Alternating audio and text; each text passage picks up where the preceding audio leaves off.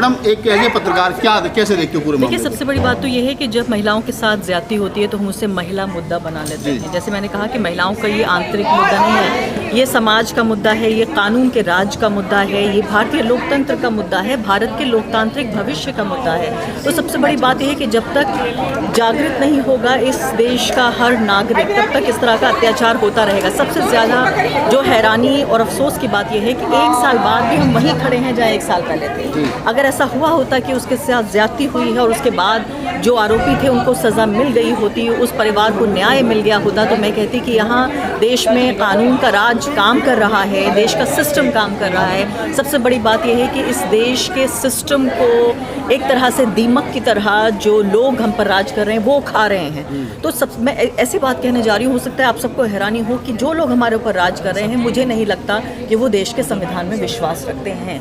वो देश के संविधान को लगातार कमज़ोर करने का काम कर रहे हैं, कानून के राज को कमज़ोर करने का काम कर रहे हैं। और न सिर्फ कि ये लोकतंत्र विरोधी हैं, अल्पसंख्यक विरोधी हैं, बल्कि घोर महिला विरोधी भी हैं। मैम, एक तरफ हम अल्पसंख्यक विरोधियों के लिए मांग करते हैं या फिर जिस तरीके की जाति व्यवस्था है उसके खिलाफ लड़ाई लड़ रहे हैं, और दूसरी तरफ हम देखते हैं कि यहाँ एक अलग ही तरह की लड़ाई शुरू हो गई है। एक महाराज जी आके कहते हैं कि 2 अक्टूबर तक भारत को हिंदू राष्ट्र घोषित कर देना चाहिए। तो ये लड़ाई इन बाकी मुद्दों से ज़्यादा हावी लगती है आपको इस वक्त देश में? मुझे तो लगता है घोषणा की ज़रूरत नहीं है। जो हो रहा है, हम और आप एक हिंदू राष्ट्र में जी रहे हैं, ये जीता जागता हिंदू राष्ट्र ये है।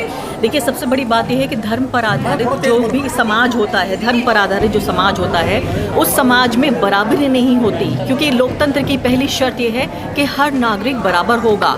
सबसे बड़ी बात यह है कि जो भी देश और सिस्टम व्यवस्था धर्म पर आधारित होती है उसमें गैर बराबरी होती है। आप मुझे आज बताइए, आप और मैं और यहाँ बैठे हुए हमारे सारे पत्रकार जो भाई बहन हैं, क्या हम बराबरी महसूस कर रहे हैं? अगर बराबर होती हमारी हाथरस की वो हमारी बहन, तो क्या उसके साथ की ज्यादती होती? तो सबसे बड़ी बात यह है कि इस सिस्टम का कोलैप्स है और मुझे लगता है किसी घोषणा की ज़रूरत नहीं है। मैम, आपने एक आंकड़ा रेखांकित किया, आपने 2014 से पहले और 2014 के बाद जो स्थितियां बदली हैं उसको बड़ी खूबसूरती से आपने बड़ी अच्छे तरीके से उसको बयान किया।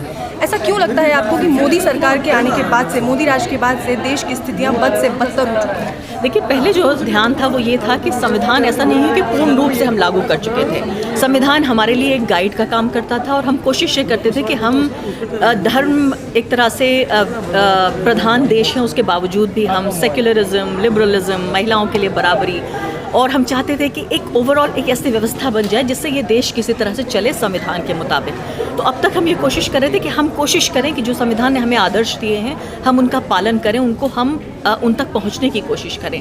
पिछले 7 साल में जो हुआ है वो ये कि देश के संविधान को कमज़ोर करने का काम किया है उन लोगों ने जिनके ऊपर संविधान को लागू करने की जिम्मेदारी है। तो इससे बड़ी जो डायकॉटमी है वो नहीं हो सकती थी। इसलिए मैं कह रही हूँ कि पिछले 7 साल में जो हुआ है वो 70 साल में नहीं हुआ।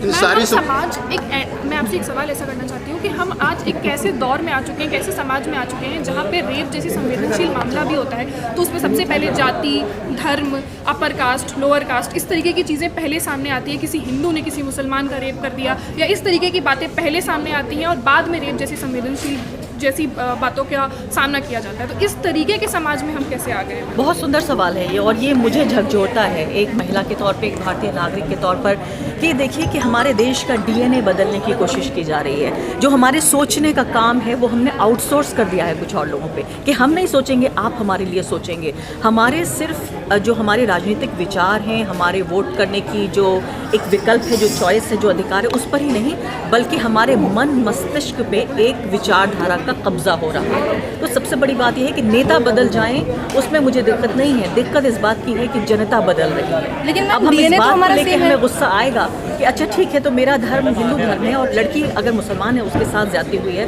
तो मुझे गुस्सा नहीं आना चाहिए। चलिए, इन लोगों के साथ ऐसा हो सकता है, मैं चलिए दलित हूँ और अगर सवर्ण के साथ ऐसा हो रहा है तो मुझे गुस्सा नहीं आना चाहिए, इनके साथ ऐसा हो सकता है। तो हमारी जो मानवीय संवेदनाएं, नागरिकता भूल जाइए आप, एक मानव के तौर पे जो हमारी संवेदनाएं हैं वो इतने निम्नतम स्तर पर पहुंच चुकी हैं, सिर्फ ये फाड़ करके हमारे समाज में विभाजित करके हमारे समाज को, कि आप दलितों को बांट दीजिए, मजदूरों को बांट दीजिए, आप कारोबारियों को बांट दीजिए, पत्रकारों को बांट दीजिए, सबको बताइए कि आपका धर्म यह है, आपकी जाति यह है, ताकि कोई भी एक तबका यूनाइटेड होकर, एकजुट होकर कोई चैलेंज पैदा ना कर सके, कोई चुनौती पेश ना कर सके। लेकिन मैम हमारा मैडम, डीएनए तो सेम है। इन सारी चुनौतियों का जो आपने बताई, समाधान क्या दिखता है आपको एज ए जर्नलिस्ट? देखिए, समाधान है आज इस कमरे में जो हुआ है, आपको लगता है ये किसी क्रांति से कम है क्या? ऐसे ही छोटे छोटे कमरों में क्रांति होती है। कहा जाता है कि 4 दीवाने मिलकर दुनिया बदल देते हैं। यहाँ 4 नहीं 40-50 दीवाने मौजूद थे। ये इसी तरह की छोटी छोटी बैठकें, इस तरह की गैदरिंग्स, जहाँ हम जो हमारी फैकल्टी है, जो क्रिटिकल थिंकिंग आपने पढ़ा होगा, साइंस में ये होता है कि एक क्रिटिकल थिंकिंग होती है जिसमें सवाल पूछने की जो हमारी क्षमता थी, दुर्भाग्यपूर्ण तरीके से वो क्षमता हमसे छीनी जा रही है। एक लोकतंत्र में अगर आपसे आपके सोचने की जिम्मेदारी भी मैंने आपको दे दी कि मुझे क्या सोचना है, या आप मुझे बताइए कि मैं कैसे सोचूं, या मैं सोचती ही नहीं हूँ, चलिए आप मेरे लिए सोच लीजिए, तो क्रिटिकल थिंकिंग कहाँ से आएगी? तो लोकतंत्र जो कमज़ोर हो रहा है, आप सोचिए कि हमारा जो संविधान है उसकी आत्मा है साइंटिफिक टेम्परामेंट, और साइंटिफिक टेम्परामेंट से ही शुरू होती है पूरे संविधान की जो परिकल्पना है, जो बाबा साहब अम्बेडकर ने, और इसके अलावा सबसे खासकर मैं कहूँगी जवाहरलाल नेहरू ने, जो उन्होंने कहा कि हमारा जो समाज धर्म प्रधान है, लेकिन हम कोशिश करेंगे धर्म प्रधान होने के बावजूद भी हम वैज्ञानिकता पे आधारित समाज बनाएं। आज उसी पे वापस लौटने की जरूरत है, धर्म पर आधारित नहीं, वैज्ञानिकता पे आधारित। घाटी का आपने देखा होगा, पुलवामा की घटना देखी होगी, अभी कंटेनर पकड़ाया हेरोइन, प्रधानमंत्री जी कहते भाइयों बहनों मित्रों ये हथियार कहाँ से आते? तो प्रधानमंत्री जी ये तो बता दीजिए कि वो अडानी के मुंद्रा पोर्ट पर 2 कंटेनर हेरोइन कहाँ से आया?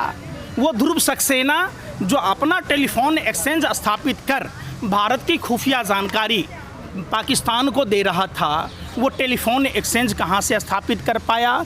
जो भारतीय जनता पार्टी के टिकट पर चुनाव लड़ने वाला तारिक हथियारों का सप्लायर जो भारतीय जनता पार्टी का था, तो उसके पास हथियार कहाँ से आए? प्रधानमंत्री जी ये बता दीजिए कि वो 300 किलो RDX और 50 किलो जिलेटिन कहाँ से आया? जब आप तमाम देश में जितने भी कुकर्म हैं देखेंगे तो भारतीय जनता पार्टी के लोग उसमें निश्चित तौर पर शामिल पाए जाएंगे। तो अमेरिका में इतिहास रच के आए मोदी जी, स्वागत हुआ है इंडिया में लौटने का। पहली बार ऐसा हुआ है इतिहास में, स्वर्णाक्षरों में नहीं काले अक्षरों में नाम इनका लिख के आया है कि प्रधानमंत्री को स्वागत करने कौन आया था?